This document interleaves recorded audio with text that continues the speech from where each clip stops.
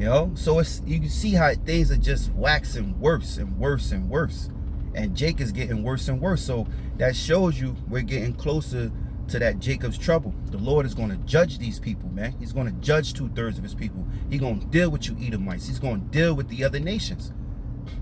All right. Hey, let me continue the video.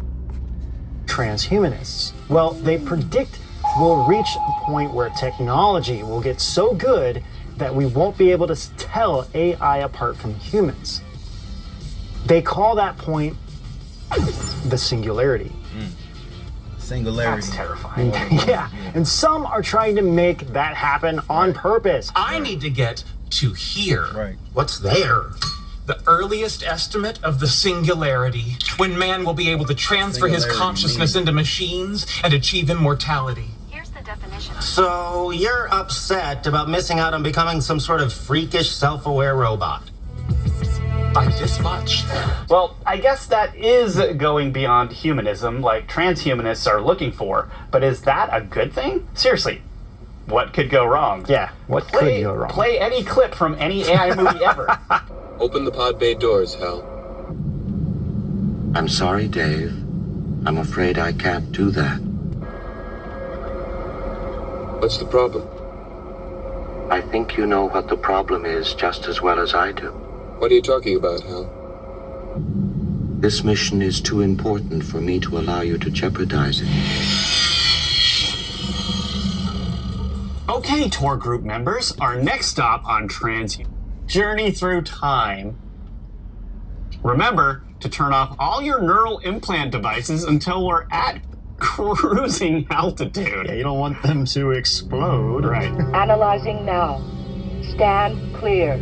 If you look to your left, we're approaching 1957, where you'll see Julian Huxley, the first person to use the word transhumanism. Julian, the famous evolutionary biologist, or should we say eugenicist. We'll be coming back to him in the second part of our tour, along with Hitler, Jeffrey Epstein, Francis Crick, and Margaret Sanger, your favorite abortionist. If you look to your right, you will see we're passing by 1998,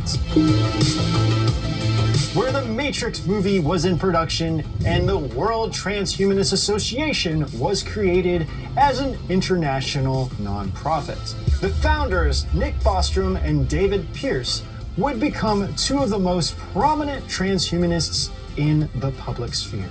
Some transhumanists think the singularity will come regardless of cultural influences, but others, like those two, see many social institutions as standing in the way of technological progress.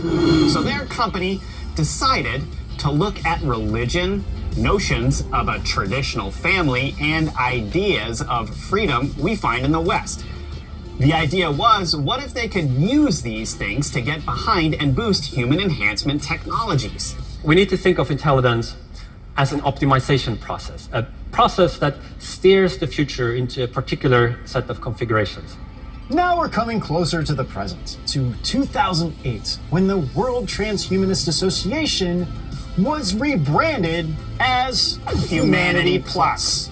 Man, is everything branded with plus nowadays?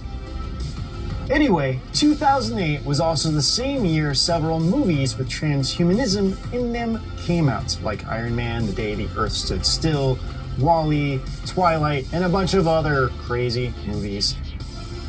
Let's stop here in 2021 and see what transhumanism looks like in the present. It goes from crazy to crazier. You'll see Elon Musk's technology is at the forefront of transhumanist efforts. In a lot of ways, it's kind of like a Fitbit in your skull with tiny wires. AI robots are getting smarter. People are chipping themselves on purpose, and more. You seen that? You seen that? And that goes into what?